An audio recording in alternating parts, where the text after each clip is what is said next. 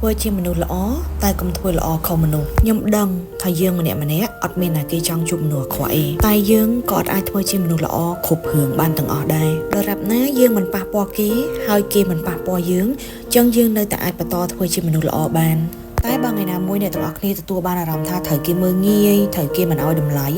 It's okay កែប្រែខ្លួនឯងទៅតាមកលៈទេសៈនឹងត្រូវចាំម